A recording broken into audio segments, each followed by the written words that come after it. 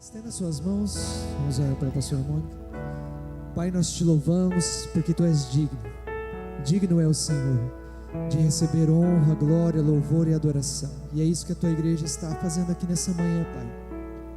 E agora nós precisamos ouvir a Tua voz, Senhor, através da Tua palavra, Deus. Abra os nossos corações para que a Tua palavra faça morada em nós, Pai. Que o Senhor use a vida da pastora Mônica agora, Senhor, como um instrumento verdadeiro, Senhor Jesus, para que ela seja a boca de Deus aqui nessa igreja, nessa manhã, Pai. Fala conosco, Senhor, que a Tua palavra permaneça em nossas vidas e ela produza frutos. Essa é a nossa oração no nome de Jesus. Amém. Graça e a paz do Senhor. Ainda em pé, vamos fazer a leitura da palavra em reverência.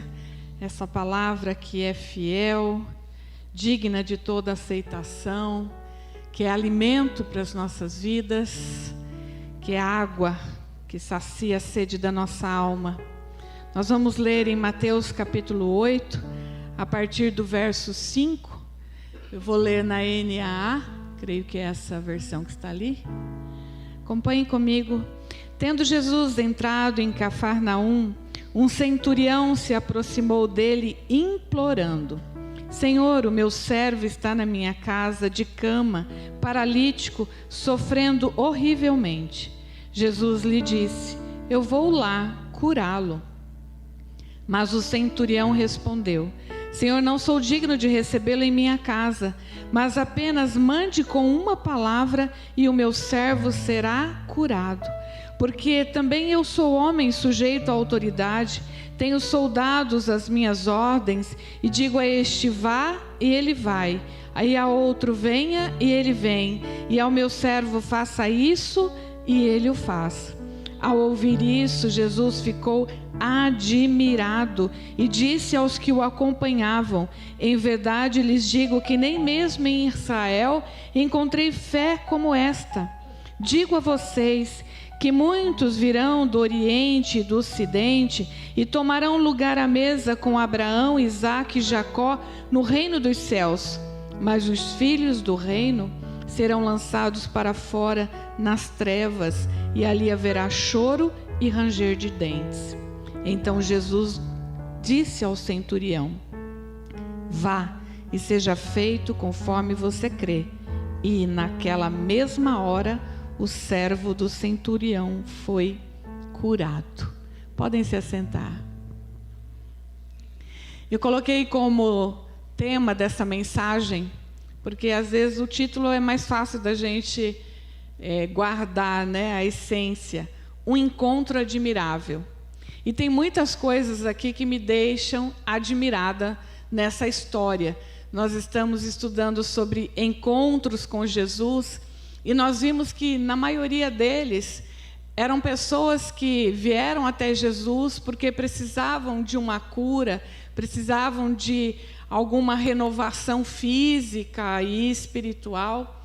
Mas a primeira coisa que a gente pode se admirar aqui é que a história não é centrada no servo que foi curado, não está centrada no milagre da cura daquele servo, mas na figura desse homem, centurião, que vem e implora a Jesus por outro alguém. É sobre isso que nós queremos falar nessa manhã. Esse relato também aparece no livro de Lucas, com uma pequena diferença. Lá, Lucas diz que ele envia mensageiros antes dele. E aí você de repente pensa: nossa, mas a mesma história, por que tão diferente? Porque Mateus era uma testemunha ocular, Lucas, alguém que foi lá, um historiador, um pesquisador, mas a essência da história é a mesma. A história de um homem romano, militar, porque isso é centurião, é como um capitão militar, que vai até Jesus pedir pela cura do servo que tanto estimava. A essência é a mesma. Eu diria que os dois textos se completam, porque a gente vai até citar aqui algo que Lucas traz que não aparece em Mateus. Então, o que é um centurião? É um militar, como eu disse, e alguns historiadores dizem que ele comandava o que se chamavam de centúria, um grupo de 80 a 100 soldados. Então, por isso nós vemos no texto que ele diz: eu sou um homem que entendo de autoridade, porque eu tenho soldados às minhas ordens. Então, ele comandava um grupo de soldados. E esses soldados, ou esse centurião, ele era responsável pela cobrança de impostos, ele era responsável por manter a ordem ali naquelas localidades ou províncias dominadas por Roma. Então era uma questão estratégica de Roma, do Império Romano, ter esse centurião, ou esses centuriões, ou essas centúrias nas cidades dominadas por Roma. E por curiosidade, estudando, eu encontrei pelo menos 4 centuriões no Novo Testamento. O primeiro é este citado aqui em Mateus, na cidade de Cafarnaum. O segundo aparece na narrativa da crucificação de Jesus. Ele esteve presente ali no momento da crucificação, e ao presenciar a morte de Jesus, Mateus, no capítulo 27, registra que ele reconheceu que o crucificado era mesmo o Filho de Deus. Um terceiro é bem conhecido, e o pastor Paulo pregou sobre ele há bem pouco tempo, é Cornélio, que era de Cesareia, e Lucas descreve ele como um homem piedoso. E o quarto também está no Novo Testamento, em Atos, capítulo 27, que diz que o apóstolo Paulo, sendo levado para julgamento em Roma, foi tratado com dignidade por esse centurião. Esses homens, de alguma forma, foram alcançados ou tocados pela presença do Cristo que andou sobre a terra, fazendo grandes coisas. Não é difícil admirar Jesus, meus irmãos? Os seus ensinamentos, os seus milagres, os seus feitos, a sua presença. Imagino que uma presença difícil de ignorar. Mas quando você volta um pouquinho no capítulo 7, a Bíblia diz que ao final de Jesus terminar o Sermão do Monte, nos versos 28 e 29, diz que as multidões ficavam maravilhadas com a sua doutrina, porque ele ensinava como quem tem autoridade. As pessoas reconheciam que em Jesus havia algo diferente na maneira como ele ensinava. Então não é difícil admirar Jesus pelo que ele é, pelos seus ensinamentos e pelos seus milagres. Mas nesse encontro, nesse relato, é Jesus que fica admirado por alguém. É Jesus que se admira de um homem que, na verdade, a gente poderia dizer um homem improvável, um militar reconhecido como parte do grupo opressor do povo, alguém que não é do povo escolhido de Deus, que não tem nenhum conhecimento do Deus Abraão, de Isaac e de Jacó. E Jesus se admira desse homem, da fé desse homem, do comportamento desse homem, ou da maneira como esse homem se aproxima de Jesus. E eu fiquei pensando como nós vivemos hoje uma crise de autoridade. É ou não é? Filhos que não reconhecem a autoridade de pais, pessoas que não reconhecem a autoridade dos seus líderes. Mas também há uma crise no abuso da autoridade, no abuso do poder de autoridade. Nós vivemos uma crise de autoridade. O que é autoridade? É um direito que determina um poder para ordenar, ou poder para executar ordens, ou poder para comandar subordinados. Mas é também uma liberação oficial que permite a realização de alguma coisa em algum momento ou em algum lugar. Jesus recebeu de Deus toda a autoridade. Ele diz: toda a autoridade me foi dada nos céus e na terra. Então ele veio com todo o poder para comandar os céus e a terra. É por isso que até mesmo os ventos se submetem a ele. Mas a Bíblia também diz que Jesus deu à igreja essa mesma autoridade para pisar serpentes e escorpiões, para expulsar demônios, para colocar as mãos sobre os enfermos e eles serem curados. E aí eu quero deixar a primeira reflexão para você. Você reconhece a autoridade de Jesus na sua vida? Ele é alguém que tem poder para mandar e desmandar e te dar a ordem de dizer vai e você vai? Mas você também é alguém que reconhece a autoridade da igreja e exerce com dignidade essa autoridade? Entende quando Jesus nos diz para irmos, pregarmos o evangelho, cumprirmos a sua missão, socorrermos o pobre e o necessitado? Quando o pastor fala aqui do brinquedo, eu vi ontem, o coração das meninas, a gente estava junto falando no grupo. Quando o pastor fala da cesta, eu fico pensando nas pessoas que nós podemos ajudar, porque somos uma igreja diaconal, uma igreja que recebeu ordens de Jesus para fazer diferença nessa terra. Esse homem, ele não apenas reconheceu que Jesus era alguém que tinha autoridade, mas ele reconheceu que era alguém superior a ele. Era alguém que reconheceu a autoridade divina e superior a qualquer outra que ele já tinha visto na terra. Como soldado, quantos na hierarquia, Eu nunca fui militar, então não sei, mas tem capitão, comandante, general, sargento, coronel. Qual que é o cargo mais alto? General. Ele reconheceu que Jesus tinha autoridade maior do que qualquer general. E olha que com certeza um soldado treme diante de um general,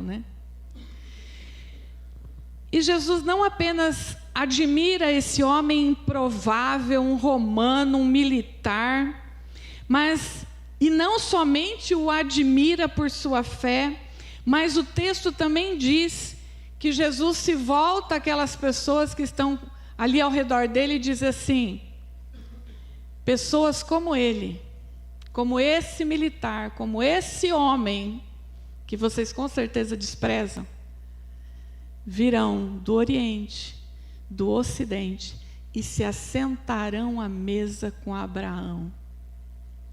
Dá para imaginar a cara dos judeus? Hein, pastor Márcio?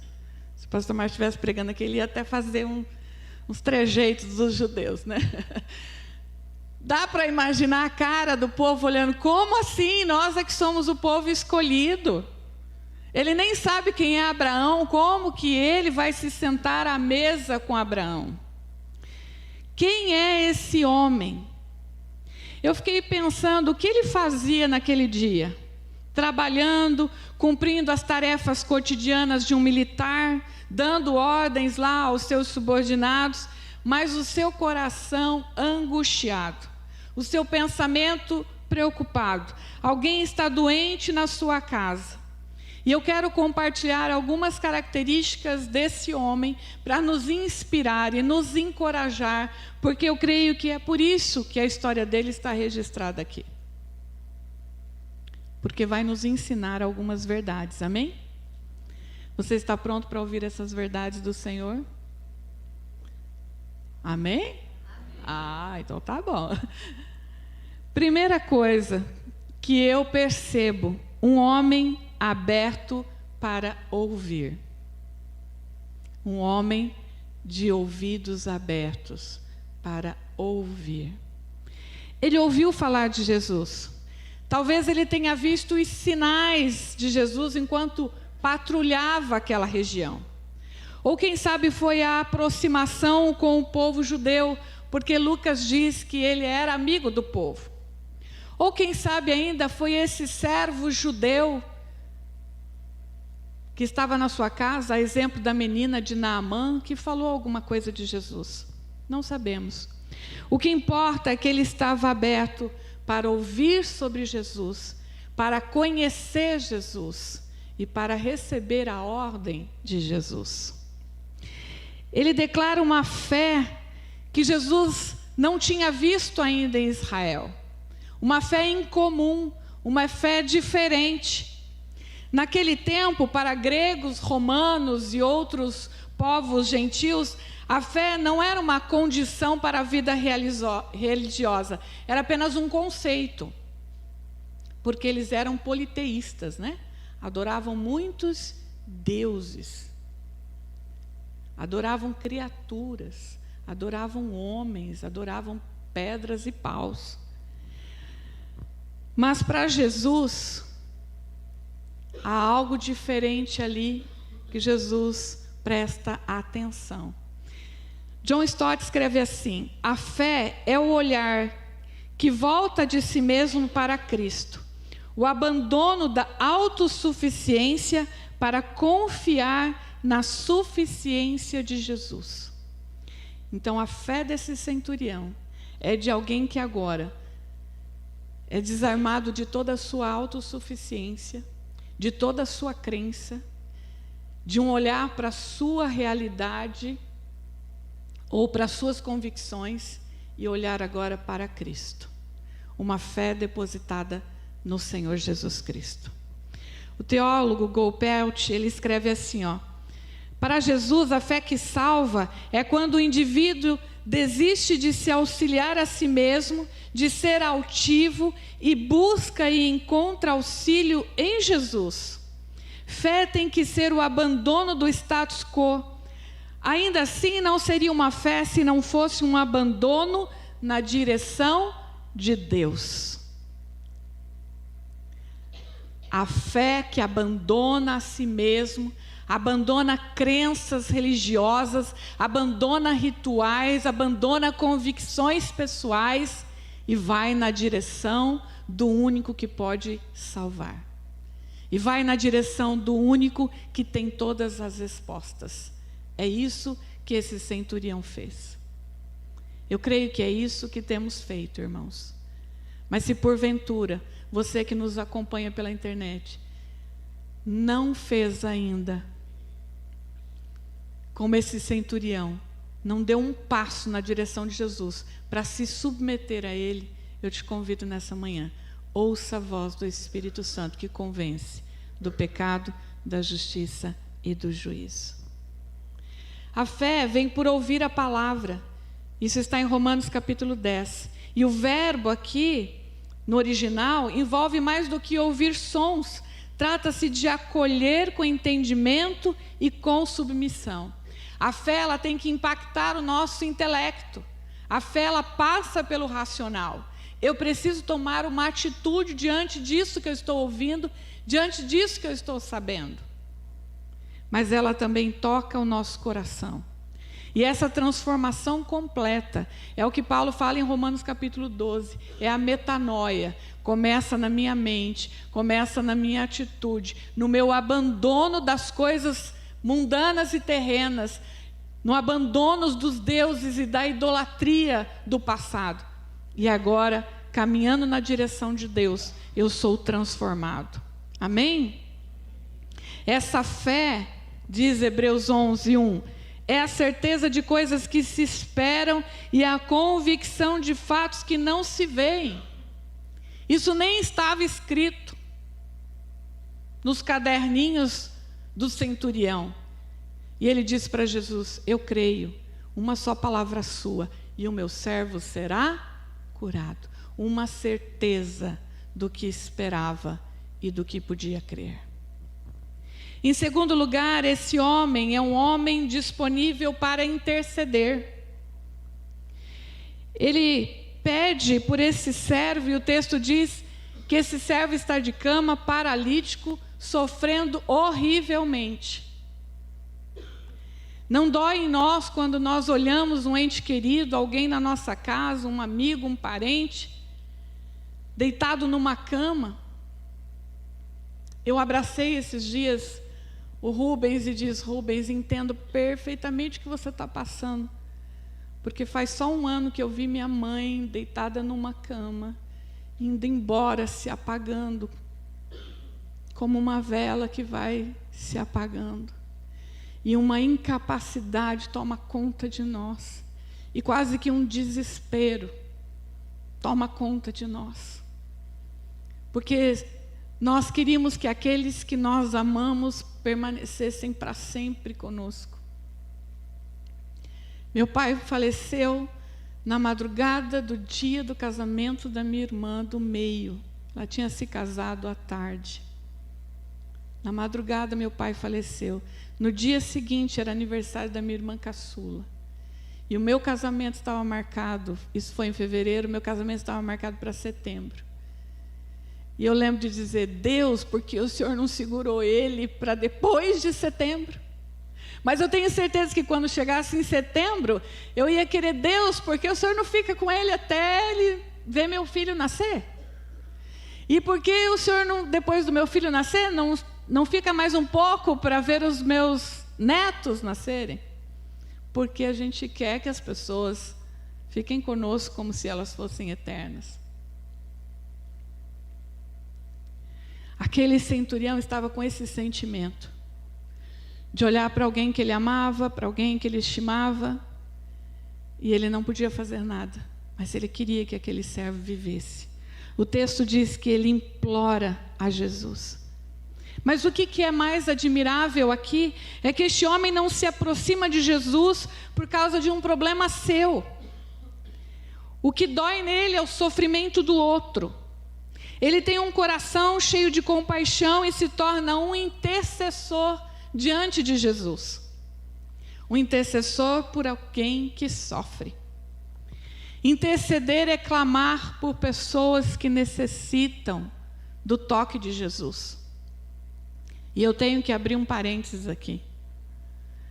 Eu estive reunida semana passada com o Ministério de Intercessão. E elas me falaram: pastora, nós precisamos de mais intercessores. Tem dia que só tem uma pessoa intercedendo ali na salinha, no segundo andar, por esse culto. E eu desafio vocês, irmãos. Quem puder, chega mais cedo. Vai lá na salinha. Você não só pode interceder por alguém que está precisando. Eu estou precisando, tenho certeza. Tem alguém que não está precisando? Levante a mão. Não tem ninguém. Se levantasse, eu ia falar: vem orar por mim, né? Todos nós precisamos de oração, irmãos. E a Bíblia diz: orai uns pelos outros. Se você não quer fazer parte oficialmente do ministério, não tem problema. Mas chega mais cedo. Ore aqui mesmo ajoelhado. Nós temos uns minutos de intercessão. Um tempo para nós clamarmos uns pelos outros. Nós temos a sala de oração. Nós temos o grupo onde nós postamos lá os alvos para orar. Espero que quem está no grupo esteja de fato orando. Mas somos desafiados por Deus e agora por essa história linda desse centurião a sermos verdadeiros intercessores. Que chegam diante de Jesus não somente para pedir por nossos pedidos, mas também por aqueles que precisam. Vocês podem imaginar que para um centurião romano, isso é algo inusitado? É por isso que é tão admirável, porque servos eram descartáveis, irmãos. Servos eram escravos que não tinham nome, que eram muitas vezes capturados e obrigados a trabalhar e a servir na casa dos romanos. Mas aquele centurião tem algo diferente. Ele ensina para nós que a fé não é para ser aplicada apenas na vida individual, mas na vida comunitária.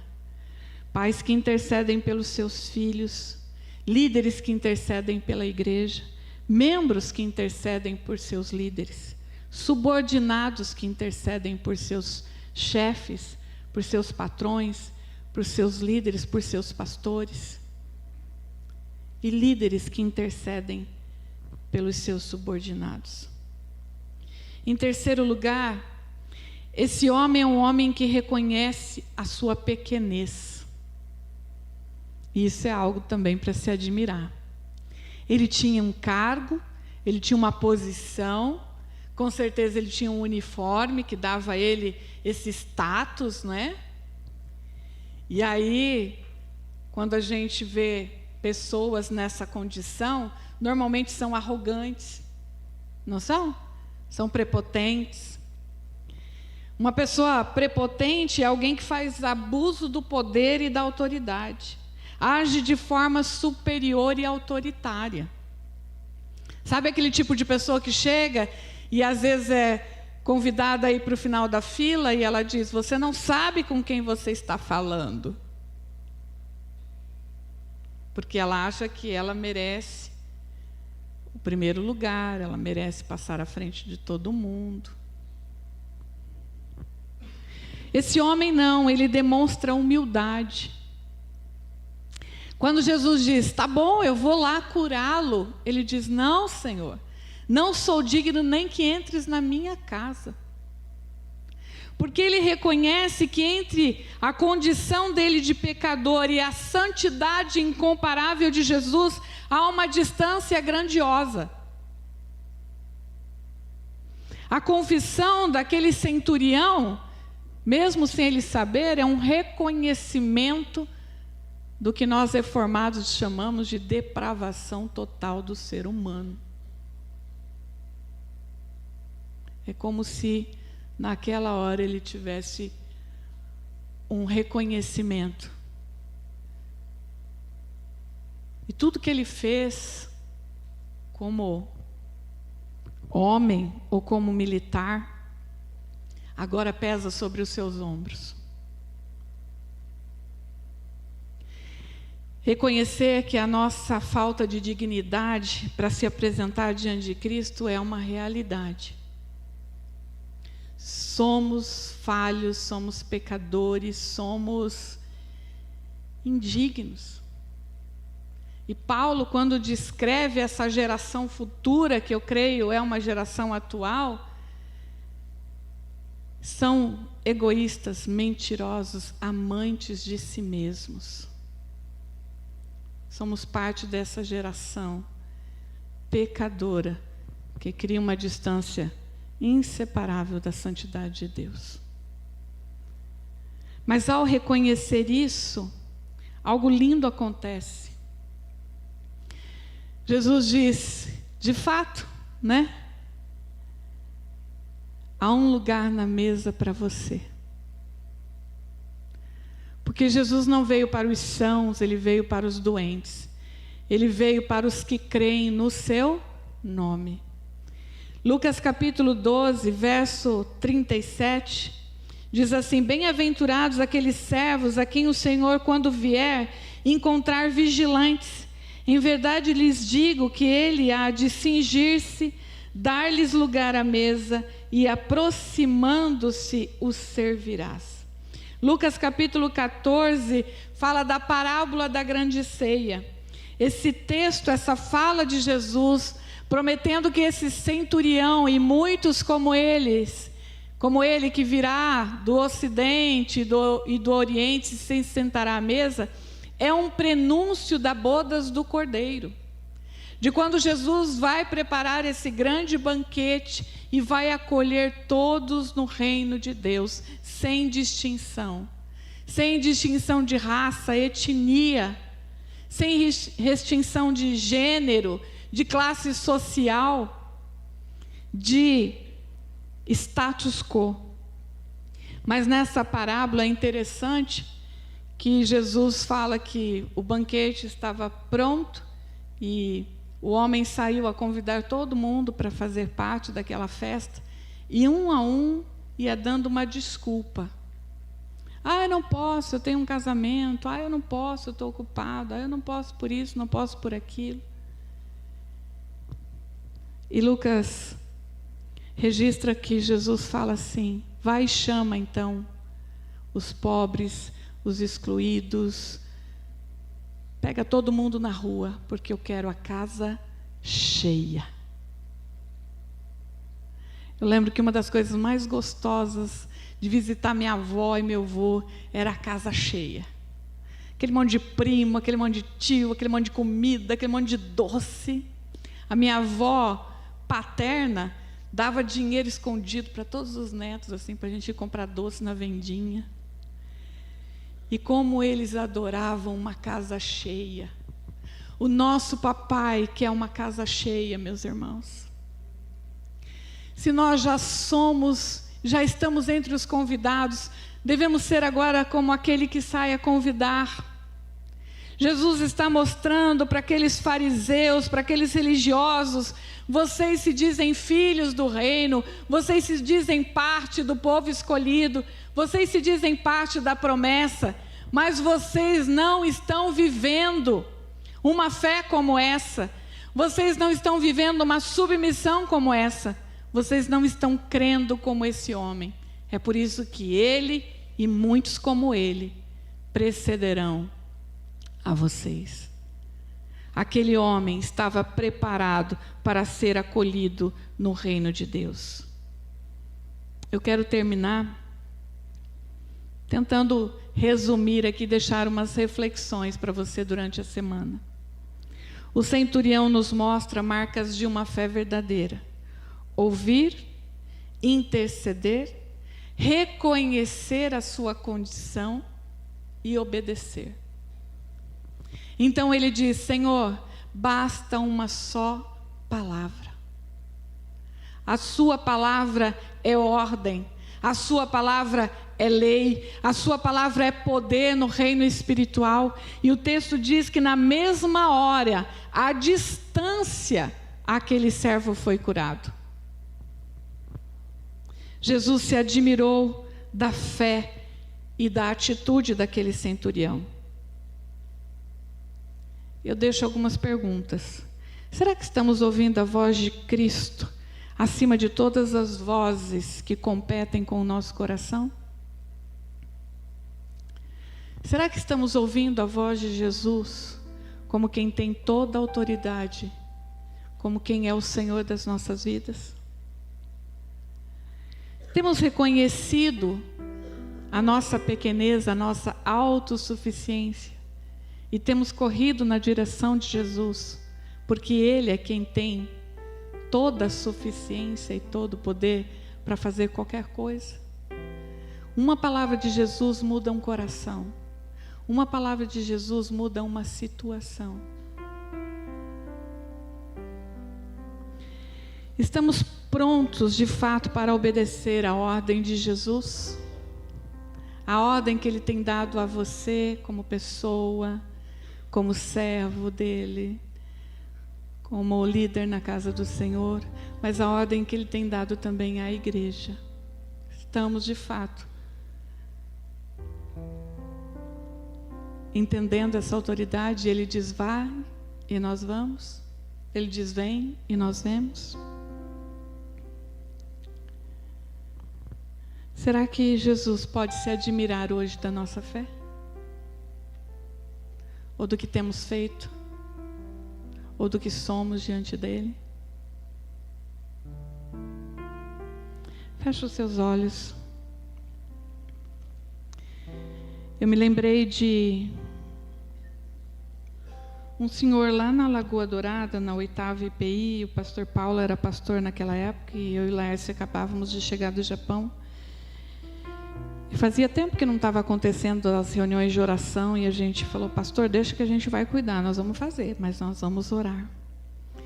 E uma senhora chegou para nós e disse: ore pelo meu marido, alcoólatra, perdido nos bares da cidade. Nosso casamento acabou, mas agora é com os nossos filhos que ele está brigando, que está ficando difícil a relação. E eu lembro que o Laércio, conduzindo a oração naquele momento, o Laércio disse: meus irmãos, vamos interceder e levantar um clamor. Levante suas mãos na direção da casa, eles moravam ali no mesmo bairro, e vamos clamar e vamos pedir para que Deus liberte esse homem. E nós fizemos isso e imploramos: Senhor, tem misericórdia. Dias depois, ela veio dar o testemunho que no momento em que nós orávamos, aquele homem estava tendo uma experiência com Cristo.